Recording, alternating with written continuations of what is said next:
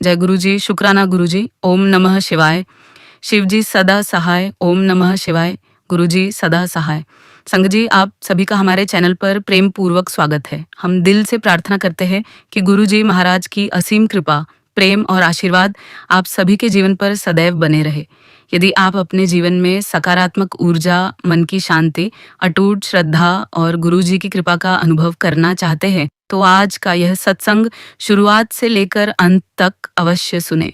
कई बार गुरुजी अपने बच्चों को ऐसे माध्यमों से संदेश देते हैं जो हमारे विश्वास को और भी मजबूत बना देते हैं। इसलिए इस सत्संग का कोई भी भाग बीच में न छोड़े, क्योंकि कौन सा शब्द, कौन सी बात या कौन सा अनुभव आपके जीवन के लिए प्रेरणा और मार्गदर्शन बन जाए, ये केवल गुरुजी ही जानते हैं।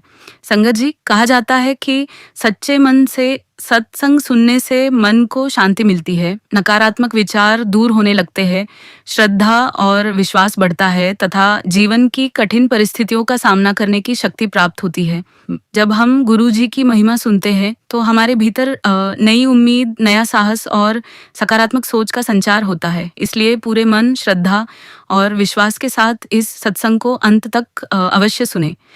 संगत जी, यदि आप हमारे चैनल पर पहली बार आए हैं तो ऐसे ही प्रेरणादायक और भावपूर्ण सत्संग सुनने के लिए अब भी हमारे चैनल को सब्सक्राइब करें, वीडियो को लाइक करें और अपने परिवार, मित्रों तथा अन्य संगत के साथ अवश्य साझा करें, ताकि अधिक से अधिक लोग गुरुजी की कृपा और प्रेम से जुड़ सकें। अब आइए पूरे प्रेम, श्रद्धा और विश्वास के साथ आज का पावन सत्संग सुनते हैं। संगत जी, आज हम जिनका सत्संग सुनने जा रहे हैं वह गुरुजी की प्यारी और पुरानी संगत प्रीति ठाकुर आंटी का सत्संग है। जय गुरुजी संगत जी। गुरुजी के पावन श्री चरणों में मेरा कोटि कोटि प्रणाम और गुरुजी की समस्त प्रिय संगत को मेरा प्रेम पूर्वक जय गुरुजी। सबसे पहले मैं उस दयालु परमात्मा का हृदय से लख लख शुक्राना करती हूँ, जिन्होंने अपनी असीम कृपा से हमें अपनी शरण में आने का सौभाग्य प्रदान किया, अपने अथाह प्रेम से हमें अपनाया और हर पल अपनी कृपा, दया और आशीर्वाद की वर्षा करते रहे। गुरुजी महाराज ने हमारे पूरे परिवार पर अनगिनत रहमतें बरसाई हैं और आज एक बार फिर मैं उनका दिल से शुक्राना करती हूँ कि उन्होंने मुझे अपनी इस सुंदर आध्यात्मिक यात्रा को संगत के साथ साझा करने का अवसर दिया। गुरुजी, आपका लख लख शुक्राना। मेरी यह पावन यात्रा गुरुजी महाराज के साथ वर्ष 2003 में आरंभ हुई। उस समय हमारे परिवार पर बहुत कठिन दौर चल रहा था, क्योंकि मेरे चाचा जी का केवल 8 वर्ष का बेटा कैंसर जैसी गंभीर बीमारी से जूझ रहा था। उसकी नन्ही सी उम्र में इतनी बड़ी पीड़ा देखकर पूरा परिवार दिन रात चिंता और दुख में डूबा रहता था। ऐसे समय में मेरे पापा जी के मित्र ओम प्रकाश अंकल हमारे जीवन में गुरुजी की कृपा का माध्यम बने। आज भी हमारा पूरा परिवार उनका तहे दिल से आभारी है, क्योंकि यदि उन्होंने हमें गुरुजी के दरबार का मार्ग न दिखाया होता तो शायद हमें यह अनमोल शरण कभी प्राप्त न होती। उन्हीं के आग्रह पर मेरी मम्मी, मेरी बहन और मैं पहली बार गुरुजी के दर्शन करने पहुंचे। उस समय मैं 12वीं कक्षा में पढ़ती थी और उम्र भी बहुत छोटी थी। जैसे ही पहली बार गुरुजी महाराज के दर्शन हुए और मैंने उन्हें गद्दी पर विराजमान देखा, मेरी नज़रें बस उन्हीं पर ठहर गईं। उनका दिव्य स्वरूप, तेजस्वी चेहरा, मनमोहक मुस्कान और अद्भुत आभा ऐसी थी कि मैं और मेरी बहन उन्हें बस निहारते ही रह गए।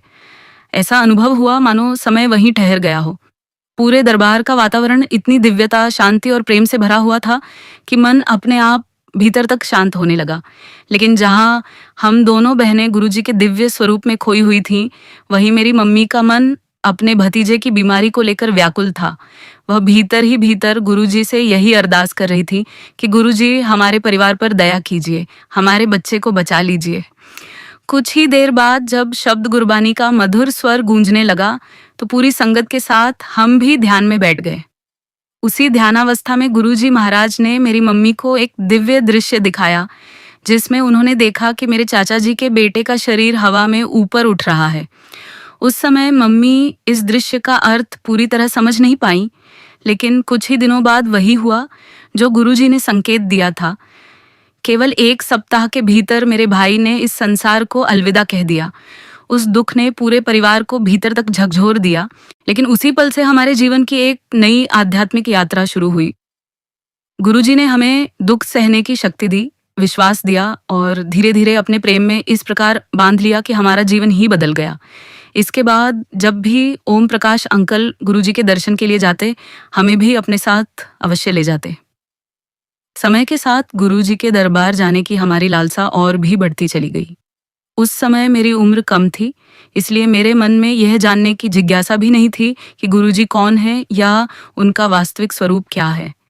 मैं तो बिल्कुल एक खाली पात्र की तरह उनके चरणों में पहुंची थी और शायद यही कारण था कि गुरुजी ने अपनी असीम कृपा मुझ पर बरसाई। उन्होंने मुझे केवल अपने प्रत्यक्ष दर्शनों का ही सौभाग्य नहीं दिया, बल्कि अनेक बार स्वप्नों में भी अपने दिव्य दर्शन देकर अपने स्नेह का अनुभव कराया। कहते हैं कि गुरुजी की कृपा के बिना कोई उनके स्वप्न दर्शन भी नहीं कर सकता, इसलिए मैं स्वयं को अत्यंत सौभाग्यशाली मानती हूँ। कई बार मैंने स्वप्न में देखा कि गुरुजी मेरे और मेरी बहन के साथ बड़े स्नेह से खेल रहे हैं। एक बार तो इतना सुंदर स्वप्न आया कि गुरुजी मेरे हाथों से चाय प्रसाद ग्रहण कर रहे हैं। वह दृश्य आज भी मेरी स्मृतियों में वैसे ही जीवित है। जब भी मैं गुरुजी के दरबार जाती तो देखती कि कोई उनके चरण दबा रहा है, कोई उनके हाथों की सेवा कर रहा है। तब मेरे मन में भी एक छोटी सी इच्छा उठती कि काश मुझे भी कभी गुरुजी की सेवा करने का अवसर मिल जाए। मैं मन ही मन उनसे यही प्रार्थना करती कि गुरुजी, आपने इतनी सारी संगत को अपने चरणों की सेवा का सौभाग्य दिया है, एक दिन मुझे भी यह आशीर्वाद अवश्य दीजिए। गुरुजी तो अंतर्यामी है, वे अपने बच्चों के मन की हर बात बिना कहे ही जान लेते हैं। एक रात उन्होंने स्वप्न में मुझे दिखाया कि वे हमारे घर के सोफे पर विश्राम कर रहे हैं। उन्होंने मेरी बहन को अपना सिर दबाने के लिए कहा और मुझे अपने चरण दबाने के लिए। फिर मुस्कुराते हुए बोले, हुन तू खुश है ना, हुन तेरा सपना पूरा हो गया ना। सुबह जब मेरी आंख खुली तो मैं आश्चर्य और भावुकता से भर गई। मुझे महसूस हुआ कि गुरुजी को मेरे मन की वह छोटी सी इच्छा भी पता थी, जिसे मैंने कभी किसी से नहीं कहा था। उस दिन मेरा विश्वास और भी दृढ़ हो गया कि गुरुजी अपने हर बच्चे के मन की बात जानते हैं और उचित समय आने पर उसकी हर सच्ची भावना पूरी करते हैं। जब भी हमें गुरुजी के मंदिर जाने का अवसर मिलता, अक्सर हमें उनके बिल्कुल सामने बैठने का सौभाग्य प्राप्त होता। वे पल हमारे जीवन की सबसे अनमोल पूंजी बन गए हैं। आज भी उन सुनहरे क्षणों को याद करती हूँ तो मन श्रद्धा, प्रेम और कृतज्ञता से भर जाता है। सचमुच गुरुजी ने अपने प्रेम, अपनी कृपा और अपने दिव्य सान्निध्य से हमारे जीवन को धन्य कर दिया। उन अनमोल यादों, अपने दिव्य दर्शनों और हर पल बरसती अपनी असीम कृपा के लिए मैं बार बार गुरुजी महाराज का हृदय से लख लख शुक्राना करती हूँ। संगत जी, गुरुजी की असीम कृपा से हमारा जीवन बहुत सहज और सुखमय बीत रहा था। उनकी रहमत ऐसी बनी रही कि कभी कोई बड़ी परेशानी हमारे सामने टिक ही नहीं पाई। धीरे धीरे मेरी पढ़ाई पूरी हुई, कॉलेज की शिक्षा भी समाप्त हो गई। लेकिन इसी दौरान वह समय भी आया जब गुरुजी महाराज ने अपना फिजिकल चोला त्याग दिया। वह दौर हम सभी संगत के लिए बेहद भावुक और कठिन था। मन बार बार यही सोचता था कि अब हम किसके पास जाएंगे, अपनी परेशानियां किससे कहेंगे, हमारी अरदास कौन सुनेगा और जीवन के हर मोड़ पर हमारी रक्षा कौन करेगा। उस समय ऐसा लगता था मानो हमारे सिर से साया ही उठ गया हो। लेकिन समय के साथ गुरुजी महाराज ने स्वयं हमें यह एहसास कराया कि वह कहीं गए नहीं है। वह आज भी पहले की तरह, बल्कि उससे भी अधिक प्रेम और शक्ति के साथ अपनी संगत पर कृपा बरसा रहे हैं। धीरे धीरे समझ में आने लगा कि गुरुजी केवल शरीर नहीं थे, बल्कि वह एक ऐसी दिव्य शक्ति है जो हर पल अपने बच्चों के साथ रहती है। जब भी हम उनके स्वरूप के सामने बैठकर अपने मन की बात कहते हैं, ऐसा अनुभव होता है कि हमारे हर प्रश्न का उत्तर किसी न किसी माध्यम से अवश्य मिल जाता है। गुरुजी ने स्वयं यह विश्वास हमारे भीतर स्थापित कर दिया कि मैं हर समय तुम्हारे साथ हूँ, तुम्हारे सामने हूँ और तुम्हारी हर पुकार सुन रहा हूँ। फिजिकल स्वरूप में रहते हुए गुरुजी महाराज कई बार कहा करते थे कि एक समय ऐसा आएगा जब उनके दर्शनों के लिए लंबी लंबी कतारें लगेंगी और समय भी बहुत कठिन होगा। आज हम सभी संगत अपनी आंखों से उन वचनों को सच होते देख रहे हैं। देश विदेश से लाखों करोड़ों श्रद्धालु गुरुजी के दरबार में पहुंचते हैं और हर कोई उनकी कृपा का अनुभव करता है। गुरुजी बिना किसी भेदभाव के अपनी हर संतान पर समान रूप से प्रेम और आशीर्वाद बरसाते हैं। उनके दरबार में आने वाला प्रत्येक व्यक्ति उनकी रहमत का पात्र बनता है। गुरुजी, आपकी हर कृपा का बार बार लख लख शुक्राना। संगत जी, हम सभी जानते हैं कि गुरुजी महाराज अपने बच्चों को कभी भी निराश नहीं करते। वह हर प्रश्न का उत्तर अवश्य देते हैं, बस माध्यम अलग-अलग होता है। किसी को सत्संग के माध्यम से मार्गदर्शन मिलता है, किसी को शब्द गुरबानी से, किसी को किसी अनजान व्यक्ति के माध्यम से संकेत प्राप्त होता है, किसी को टेलीपैथी का अनुभव होता है और किसी को स्वप्न दर्शन के द्वारा गुरुजी अपना संदेश देते हैं। यदि मैं अपने जीवन की बात करूँ तो गुरुजी ने मेरे अधिकतर प्रश्नों के उत्तर स्वप्न दर्शनों के माध्यम से दिए हैं। मेरे लिए गुरुजी के ड्रीम दर्शन कभी साधारण सपने नहीं रहे, बल्कि जीवंत अनुभव रहे हैं। मुझे हमेशा यही महसूस हुआ कि गुरुजी वास्तव में स्वयं आकर अपने बच्चे का मार्गदर्शन कर रहे हैं। यही मेरे जीवन का सबसे बड़ा सौभाग्य है कि उन्होंने बार बार अपने दिव्य दर्शनों से मुझे धन्य किया। गुरुजी महाराज, आपका इस अनमोल आशीर्वाद के लिए लख लख शुक्राना। जैसा कि मैंने पहले भी बताया, गुरुजी की कृपा बचपन से ही मेरे जीवन पर बनी रही। उनके आशीर्वाद से मेरा स्कूल और कॉलेज दोनों ही घर से बहुत पास थे, इसलिए मुझे कभी लंबी दूरी तय करने की आवश्यकता नहीं पड़ी। लेकिन गुरुजी महाराज के फिजिकल चोला छोड़ने के बाद भी उनकी कृपा का सिलसिला बिल्कुल भी नहीं रुका। उनकी रहमत से मुझे पहली नौकरी का अवसर भी प्राप्त हुआ। उस समय मेरे एक बड़े भैया ने मुझे बताया कि गुड़गांव में एक बहुत अच्छी जॉब की वैकेंसी निकली है और मुझे वहाँ इंटरव्यू देने जाना चाहिए। ये सुनकर मैं थोड़ी घबरा गई, क्योंकि मैंने कभी इतनी लंबी दूरी का सफ़र अकेले नहीं किया था। मेरा पूरा जीवन घर, स्कूल और कॉलेज के बीच ही बीता था और वह सब भी पैदल चलने की दूरी पर था। उस समय मैं MBA की पढ़ाई भी कर रही थी, इसलिए मन में कई तरह की शंकाएं थीं। लेकिन भैया ने मुझे समझाया कि यदि अभी से कार्य का अनुभव मिल जाएगा तो भविष्य में बहुत लाभ होगा। उनकी बात मानकर मैं उनके साथ इंटरव्यू देने निकल पड़ी। जब हम धौला कुआं पहुंचे तो वहां बस स्टॉप पर इतनी अधिक भीड़ थी कि उसे देखकर मेरा आत्मविश्वास ही डगमगा गया। मैंने मन ही मन गुरुजी से कहना शुरू किया, गुरुजी, मुझसे इतनी भीड़ में रोज सफ़र नहीं होगा। मुझे तो ऐसा भी नहीं लग रहा कि मैं आज इंटरव्यू तक पहुंच पाऊंगी। कृपया मेरा साथ दीजिए। अभी मेरी यह अरदास पूरी भी नहीं हुई थी कि अचानक हमारे सामने एक BMW कार आकर रुकी। कार के अंदर बैठे एक बहुत ही सुसंस्कृत और शांत स्वभाव के अंकल ने हाथ के इशारे से मुझे और मेरे भैया को कार में बैठने के लिए कहा। मैं एक पल के लिए हैरान रह गई कि आखिर वह हमें ही क्यों बुला रहे हैं। हम दोनों कार में बैठ गए, लेकिन मेरे मन में थोड़ा डर भी था, क्योंकि मैं पहली बार किसी अनजान व्यक्ति की गाड़ी में बैठी थी। उसी समय मैं मन ही मन लगातार गुरुजी से प्रार्थना कर रही थी कि गुरुजी कृपया मेरे साथ रहिए। तभी अचानक उन अंकल ने मुस्कुराकर कहा, बेटा, तुम ये सोच रहे होगे कि वहाँ और भी लोग खड़े थे, फिर मैंने केवल तुम दोनों को ही क्यों बैठाया। ये सुनते ही मैं पूरी तरह चौंक गई, क्योंकि मेरे मन में सचमुच यही विचार चल रहा था। इसके बाद उन्होंने कहा, उन लोगों का तो रोज का आना जाना है, लेकिन तुम पहली बार अपने एक बहुत महत्वपूर्ण काम के लिए जा रहे हो। उनकी यह बात सुनकर मैं अंदर तक स्तब्ध रह गई, क्योंकि हमने उन्हें यह नहीं बताया था कि हम कहाँ जा रहे हैं, किस काम से जा रहे हैं, या ये हमारी पहली यात्रा है। फिर भी उन्हें सब कुछ कैसे पता था? ये प्रश्न पूरे रास्ते मेरे मन में चलता रहा। जब हमारा स्टॉप आया तो उन्होंने हमें उतारते हुए बड़े प्यार से कहा, बेटा, ऑल द बेस्ट, तुम्हारा इंटरव्यू बहुत अच्छा होगा, तुम्हें यह नौकरी अवश्य मिलेगी। और जैसे ही हम कार से उतरने लगे, जाते जाते उन्होंने मुस्कुराकर कहा, जय गुरुजी। बस यह शब्द सुनते ही मेरे मन में एक अलग ही अनुभूति हुई। उसी क्षण मुझे भीतर से महसूस हुआ कि यह कोई साधारण संयोग नहीं था। जिन बातों को मैंने किसी इंसान से नहीं कहा था, वे केवल मेरे और मेरे गुरुजी के बीच की बातें थीं। तभी मेरे मन ने पूरी श्रद्धा के साथ स्वीकार कर लिया कि यह सब गुरुजी महाराज की ही कृपा थी। उन्होंने किसी न किसी रूप में आकर मुझे यह विश्वास दिलाया कि वह आज भी हर कदम पर मेरे साथ है। यही वह पहला अवसर था जब गुरुजी महाराज ने मुझे अपनी जीवंत उपस्थिति का गहरा अनुभव कराया। उनकी कृपा से मेरा इंटरव्यू बहुत सफल रहा। मुझे नौकरी मिल गई और केवल 6 महीनों के भीतर ही मेरा प्रमोशन भी हो गया।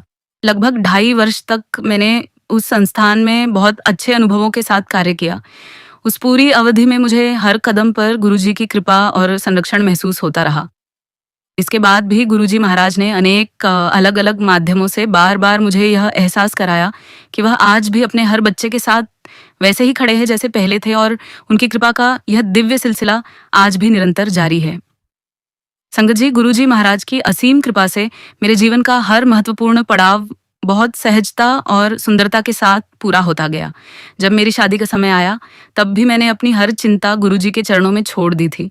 उस समय मैं नौकरी कर रही थी और स्वाभाविक रूप से शादी की तैयारियों को लेकर मन में यह विचार आता था कि इतने कम समय में सब कुछ कैसे होगा।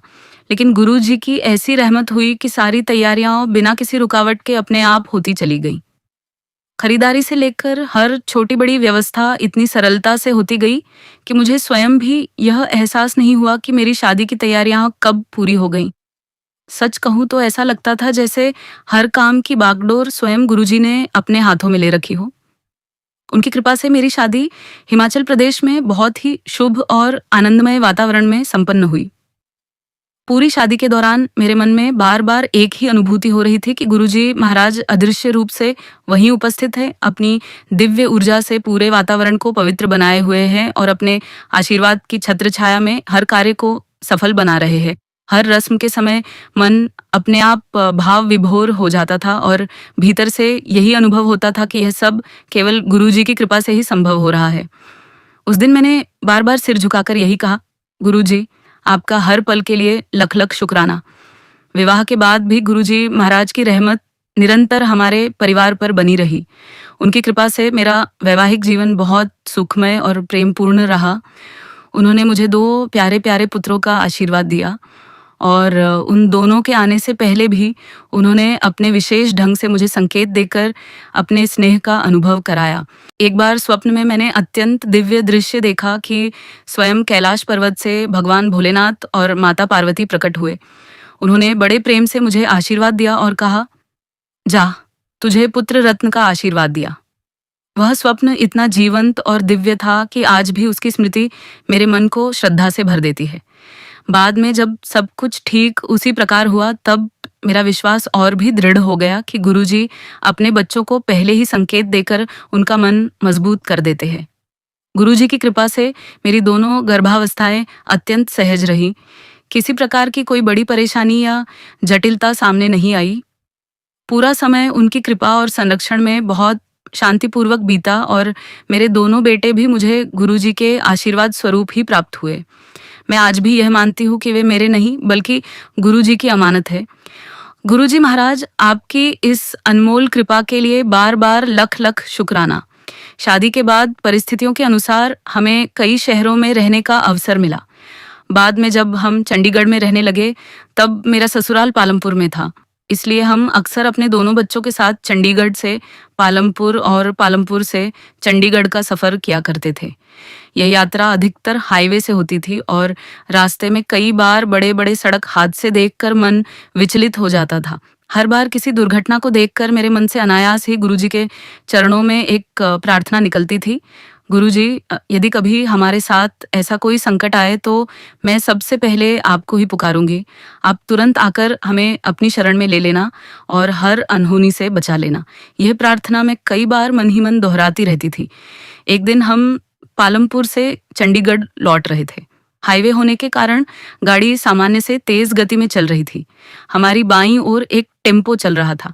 मेरे पति ने सोचा कि उसे ओवरटेक करके आगे निकल जाना चाहिए, लेकिन जैसे ही उन्होंने गाड़ी आगे बढ़ाई, सामने की स्थिति अचानक बदल गई। दाईं ओर सड़क कच्ची थी और वहां बड़े बड़े गड्ढे थे। जगह कम होने के कारण गाड़ी को दाईं ओर मोड़ना पड़ा। जैसे ही गाड़ी उन गड्ढों में पहुंची, उसका संतुलन पूरी तरह बिगड़ गया। कुछ क्षणों तक गाड़ी जोर जोर से उछलती रही और ऐसा लगा जैसे अब उस पर किसी का नियंत्रण नहीं रहा। वे कुछ पल आज भी याद आते हैं तो रोंगटे खड़े हो जाते हैं। कुछ ही सेकंड बाद हमारी गाड़ी तेज गति से फिसलती हुई हाईवे के बिल्कुल बीचों बीच आकर रुक गई। पीछे से कई वाहन तेज रफ्तार में आ रहे थे, लेकिन जैसे ही उन्होंने हमारी गाड़ी को सड़क के बीच खड़ा देखा, सभी ने समय रहते अपनी गति कम कर ली। उसी क्षण एक विशालकाय ट्रक हमारी गाड़ी के बिल्कुल पास से निकला। हमारी गाड़ी और उस ट्रक के बीच मुश्किल से उंगली जितनी दूरी रही होगी। यदि वह ट्रक एक पल भी पहले या बाद में आता तो शायद आज हम में से कोई भी जीवित ना होता। यह सब इतना तेजी से हुआ कि मुझे वह भी याद नहीं रहा जो मैं हमेशा कहा करती थी कि संकट आने पर सबसे पहले गुरुजी का नाम लूंगी। सच तो यह है कि उस क्षण में गुरुजी को पुकार भी नहीं पाई, लेकिन बाद में समझ आया कि जब बच्चा पुकार भी न सके तब भी सच्चा गुरु अपने बच्चे की रक्षा स्वयं करता है। उस समय गाड़ी में आगे मैं और मेरे पति बैठे थे, जबकि पीछे हमारे दोनों छोटे छोटे बेटे बैठे थे। हादसा टलने के बाद हम सभी भीतर तक घबरा चुके थे। थोड़ी दूर जाकर हमने गाड़ी रोकी ताकि स्वयं को संभाल सकें। कुछ देर तक गाड़ी के अंदर गहरा सन्नाटा छाया रहा। किसी की हिम्मत नहीं हो रही थी कि कुछ बोले। तभी मेरे पति ने छोटे बेटे से प्यार से पूछा, बेटा अभी क्या हुआ था? हमें लगा कि वह कहेगा कि गाड़ी का संतुलन बिगड़ गया था या हमारा एक्सीडेंट होते होते बचा, लेकिन उसके मुंह से जो शब्द निकले उन्हें सुनकर हम सब स्तब्ध रह गए। उसने बहुत मासूमियत से कहा, पापा कुछ भी नहीं हुआ, हमने बस राइट टर्न लिया था और हमारी गाड़ी के सामने बहुत बड़ा शेषनाग आ गया था, इसलिए आपने गाड़ी रोक दी। एक छोटे से बच्चे के मुंह से ऐसी बात सुनकर हमारी आंखें भर आईं। वह उम्र ऐसी नहीं थी कि वह स्वयं ऐसी कल्पना कर सके। उसी क्षण हमारे मन में यह अटूट विश्वास जाग उठा कि वह कोई साधारण दृश्य नहीं था। गुरुजी महाराज ने स्वयं किसी दिव्य रूप में हमारी रक्षा की थी और शेषनाग के रूप में अपने संरक्षण का अनुभव कराया था। उस दिन हमें फिर से यह समझ आ गया कि गुरुजी अपने बच्चों को संकट में कभी अकेला नहीं छोड़ते। चाहे बच्चा उनका नाम ले पाए या नहीं, गुरुजी हर पल उसके साथ खड़े रहते हैं और समय आने पर अदृश्य रूप से उसकी रक्षा करते हैं। उस दिन हम चारों ने सिर झुकाकर गुरुजी का बार बार धन्यवाद किया और भाव विभोर होकर केवल एक ही शब्द निकला, गुरुजी आपकी इस असीम कृपा और जीवनदान के लिए लख लख शुक्राना। संत जी, जैसा कि हम सभी जानते हैं, हिमाचल प्रदेश एक पहाड़ी क्षेत्र है जहां मौसम का कोई भरोसा नहीं होता। कब तेज धूप निकल आए और कब अचानक मूसलाधार बारिश शुरू हो जाए, इसका अनुमान लगाना बहुत मुश्किल होता है। ऐसा ही एक अनुभव हमें भी गुरुजी महाराज की कृपा से हुआ, जिसे याद करके आज भी मन श्रद्धा से भर जाता है। एक बार हम सुजानपुर से दिल्ली की ओर जा रहे थे। पूरा रास्ता पहाड़ों के बीच से होकर गुजरता है, जहाँ लगातार घुमावदार मोड़, गहरी खाइयाँ और संकरी सड़कें होती है। उस दिन जैसे प्रकृति ने अपना रौद्र रूप धारण कर लिया था। सफर शुरू होते ही इतनी तेज बारिश होने लगी कि ऐसा लग रहा था मानो पूरा आसमान उसी दिन बरसने के लिए खुल गया हो। लेकिन किसी अत्यंत आवश्यक कार्य के कारण हमारे लिए उस यात्रा को बीच में रोकना भी संभव नहीं था। गाड़ी में हमेशा की तरह हम चारों ही थे, मैं, मेरे हस्बैंड और हमारे दोनों बेटे।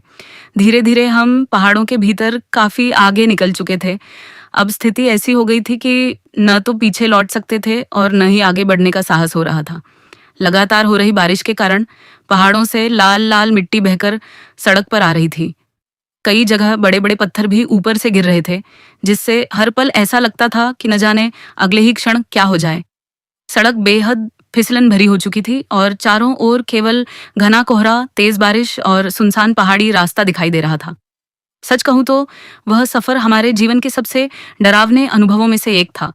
मन बार बार यही सोच रहा था कि यदि जरा सी भी चूक हो गई या गाड़ी का संतुलन बिगड़ गया तो नीचे मौजूद गहरी खाइयों में गिरने के बाद शायद किसी को हमारे बारे में पता भी न चल पाए। उस समय डर इतना बढ़ चुका था कि हमारे पास केवल एक ही सहारा था, गुरुजी महाराज। मैंने पूरे विश्वास और श्रद्धा के साथ मन ही मन उनसे अरदास की, गुरुजी हमें बहुत भय लग रहा है, कृपया आप स्वयं हमारे साथ चलिए, हमारी रक्षा कीजिए और हमें सुरक्षित इस कठिन रास्ते से निकाल दीजिए। संगत जी, मेरा दृढ़ विश्वास है कि जब भी कोई सच्चे मन से गुरुजी को पुकारता है, वह अपने बच्चे की सहायता के लिए किसी न किसी रूप में अवश्य आते हैं। हमारी अरदास पूरी हुए मुश्किल से 5 मिनट ही बीते होंगे कि अचानक पीछे से एक टेम्पो आता दिखाई दिया। वह धीरे धीरे हमारी गाड़ी के आगे आकर चलने लगा। उस सुनसान रास्ते पर जहाँ काफी देर से हमें एक भी वाहन दिखाई नहीं दिया था, वहां अचानक उसका इस तरह आ जाना हमारे लिए किसी चमत्कार से कम नहीं था। हमने भी बिना कुछ सोचे उसी टेम्पो के पीछे पीछे चलना शुरू कर दिया। पूरे पहाड़ी रास्ते में वह टेम्पो हमारी गाड़ी के आगे आगे चलता रहा। हमें ऐसा महसूस हो रहा था मानो कोई अनुभवी व्यक्ति हमारी गाड़ी को सुरक्षित रास्ता दिखाते हुए आगे ले जा रहा हो। जहाँ सड़क खराब होती, वहाँ उसकी गति धीमी हो जाती, और जहाँ रास्ता थोड़ा ठीक होता, वहाँ वह सामान्य गति से चलने लगता। उस समय हमारे मन का डर भी धीरे धीरे कम होने लगा, क्योंकि ऐसा लग रहा था कि गुरुजी ने स्वयं किसी माध्यम से हमारी रक्षा की व्यवस्था कर दी है। कुछ समय बाद जब हम पहाड़ों से निकलकर समतल और साफ सड़क पर पहुंचे, तो हमने आश्चर्य से देखा कि बारिश पूरी तरह बंद हो चुकी थी। वहाँ तेज धूप खिली हुई थी, सड़क बिल्कुल सूखी और साफ थी, मानो कुछ देर पहले हुई भयानक बारिश का कोई अस्तित्व ही न रहा हो। लेकिन सबसे आश्चर्य की बात यह थी कि जिस टेम्पो के पीछे पीछे हम इतने लंबे रास्ते तक आए थे, वह अचानक कहीं दिखाई ही नहीं दिया।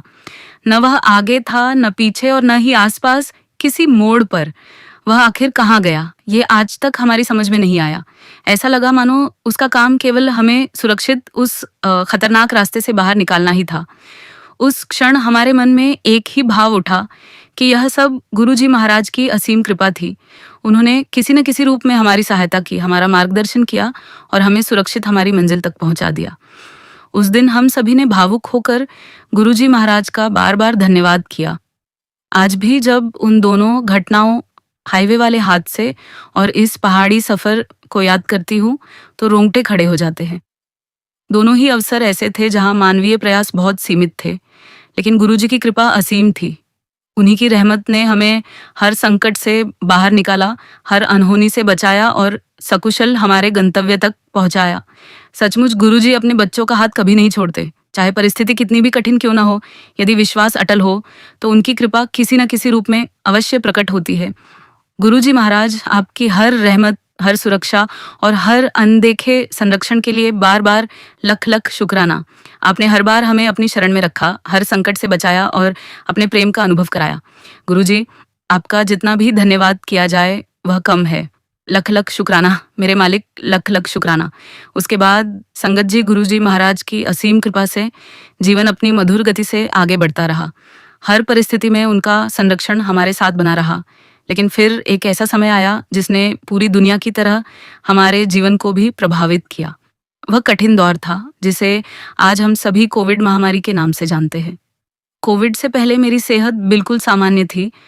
मैं पूरी तरह स्वस्थ थी और कभी किसी बड़ी स्वास्थ्य समस्या का सामना नहीं करना पड़ा था। लेकिन महामारी के बाद अचानक मेरी तबीयत लगातार खराब रहने लगी। मुझे त्वचा से संबंधित गंभीर समस्याएं होने लगी। सबसे अधिक चिंता की बात यह थी कि जितनी दवाइयां मैं लेती, बीमारी ठीक होने के बजाय और बढ़ती चली जाती। मैंने कई डॉक्टरों से सलाह ली, अनेक जांचें करवाईं और तरह तरह की दवाइयां भी खाईं, लेकिन ना तो मेरी बीमारी का सही कारण समझ में आ रहा था और ना ही कोई उपचार असर कर रहा था। शारीरिक कष्ट तो था ही, ऊपर से कोविड के कारण चारों ओर फैला भय और मानसिक तनाव भी लगातार बढ़ता जा रहा था। ऐसे समय में मेरे जीजा जी मेरे लिए गुरुजी की कृपा का माध्यम बने। उन्होंने मुझे प्रेम से एक शिव पुराण भेंट करते हुए कहा, प्रीत, तुम अक्सर बीमार रहती हो, तुम श्रद्धा से शिव पुराण का पाठ शुरू करो। गुरुजी भी हमेशा शिव पुराण पढ़ने के लिए प्रेरित करते थे। उनके शब्द सुनकर मैंने पूरे विश्वास के साथ गुरुजी महाराज का स्मरण किया और उनकी कृपा से नियमित रूप से शिव पुराण का अध्ययन प्रारंभ कर दिया।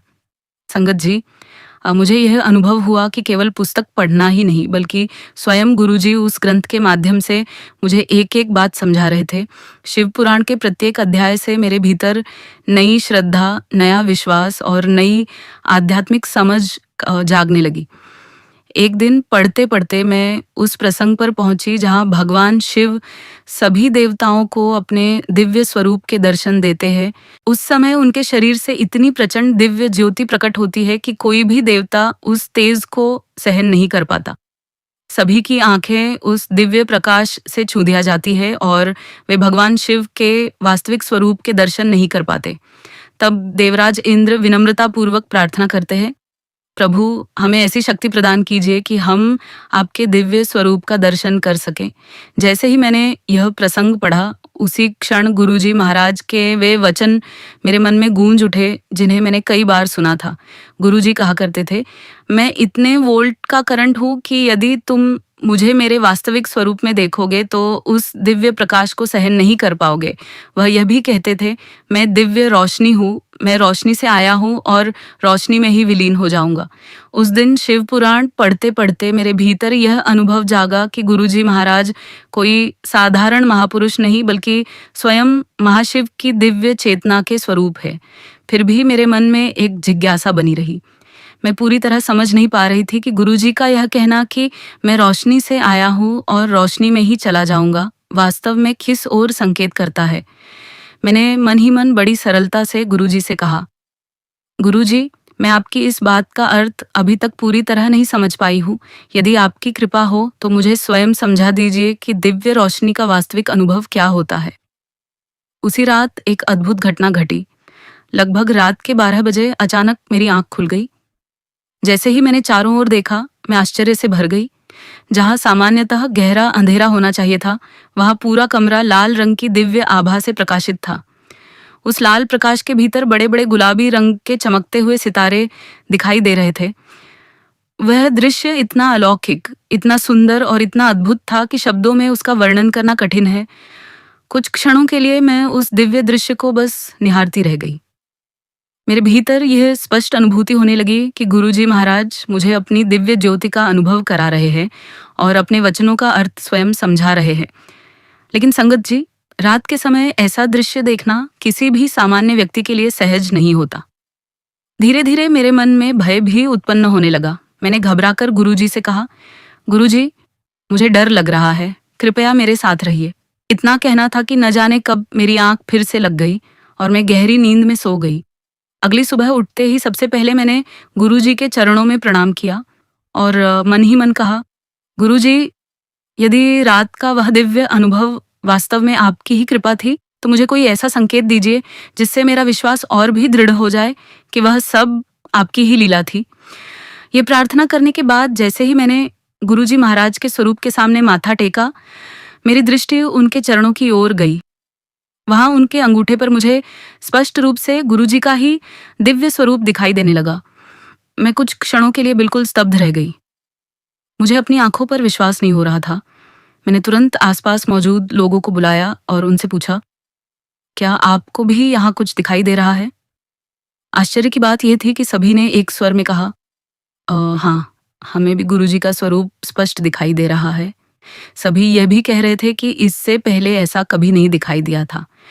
उसी क्षण मेरे मन की सारी शंकाएं समाप्त हो गईं। मुझे समझ आ गया कि पिछली रात मैंने गुरुजी से जिस संकेत की प्रार्थना की थी, उसी का उत्तर उन्होंने इस दिव्य अनुभूति के रूप में दिया है। उस दिन मेरा विश्वास पहले से कहीं अधिक दृढ़ हो गया कि गुरुजी अपने बच्चों की हर सच्ची पुकार सुनते हैं और उचित समय पर स्वयं उत्तर भी देते हैं। तो उस अनमोल अनुभव के लिए मैंने भाव विभोर होकर गुरुजी महाराज का बार बार धन्यवाद किया और केवल एक ही भाव मेरे हृदय से निकला, गुरुजी, आपने अपनी दिव्य ज्योति के दर्शन कराकर मेरे विश्वास को अटूट बना दिया। आपकी इस असीम कृपा, इस दिव्य अनुभूति और अपने प्रेमपूर्ण आशीर्वाद के लिए मैं जीवन भर आपकी आनी रहूंगी। संगत जी, जैसा कि मैंने पहले भी बताया, मैं स्वयं को बहुत सौभाग्यशाली मानती हूँ कि गुरुजी महाराज ने मुझे बार बार अपने दिव्य ड्रीम दर्शनों का आशीर्वाद दिया है।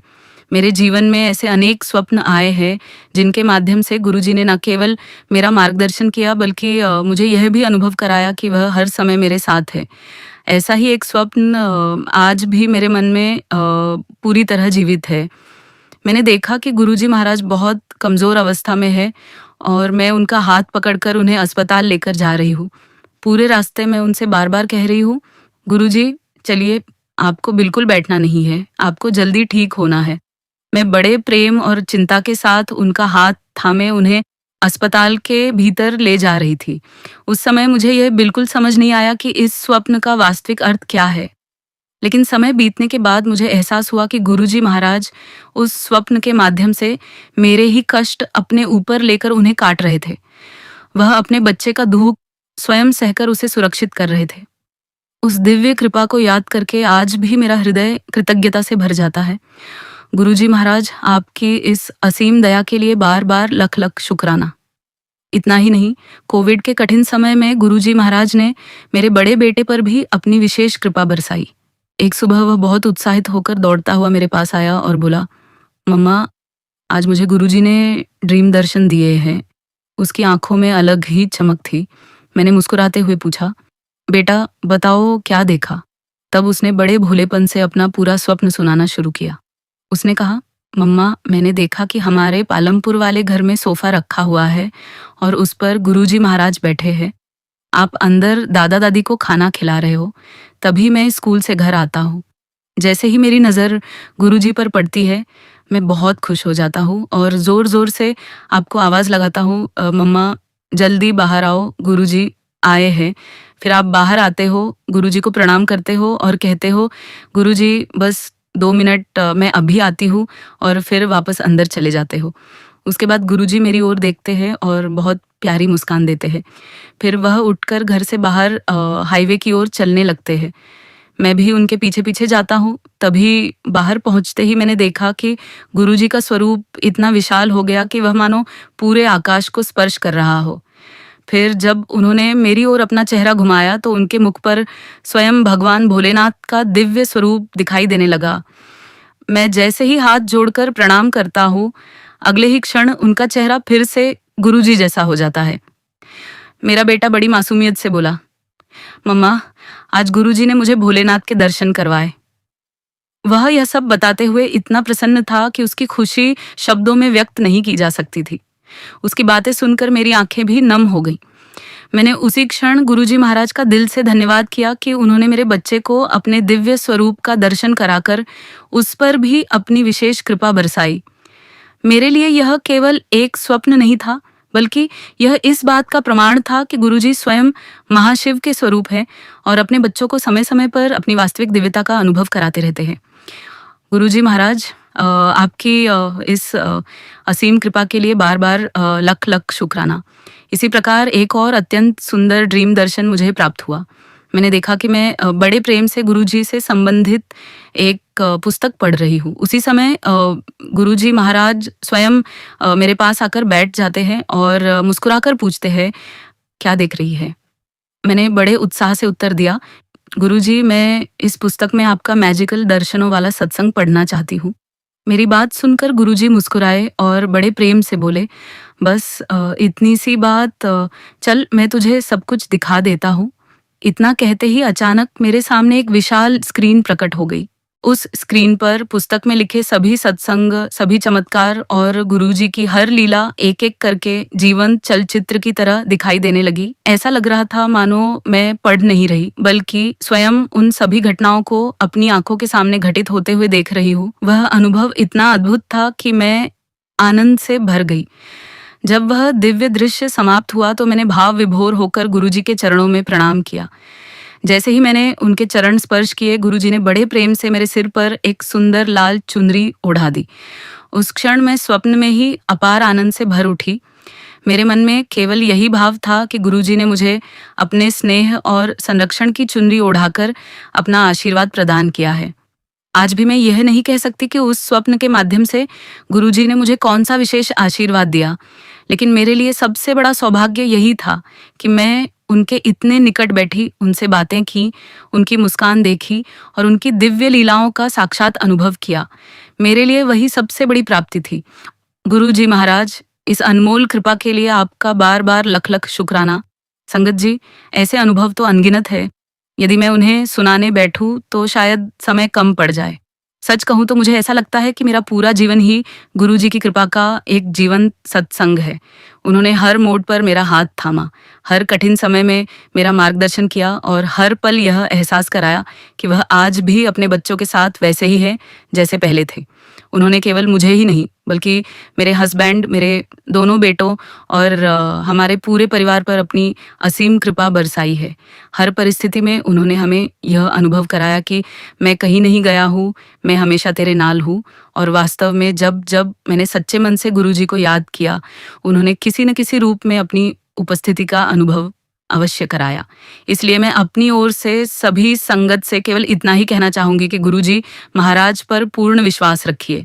उनसे अपने मन की हर छोटी बड़ी बात वैसे ही साझा कीजिए जैसे एक बच्चा अपने माता पिता से करता है। इस कलयुग में गुरुजी जैसे सद्गुरु का साथ मिलना बहुत बड़ा सौभाग्य है। जब श्रद्धा अटूट होती है तो गुरुजी स्वयं हर कठिनाई का मार्ग निकाल देते हैं। इसलिए अपनी श्रद्धा, विश्वास और भक्ति को दिन प्रतिदिन बढ़ाइए। गुरुजी से सच्चे मन से प्रेम कीजिए और हर परिस्थिति में उनके चरणों का आश्रय बनाए रखिए। इसी विश्वास के साथ मैं अपने शब्दों को यहीं विराम देती हूँ। जब भी गुरुजी महाराज की आज्ञा होगी, मैं उनके आशीर्वाद से अपना अगला शुक्राना सत्संग भी आप सभी संगत के साथ अवश्य साझा करूंगी। अंत में एक बार फिर पूरे प्रेम और श्रद्धा के साथ जय गुरुजी, शुक्राना गुरुजी। ओम नमः शिवाय। शिव जी सदा सहाय। ओम नमः शिवाय। गुरुजी सदा सहाय।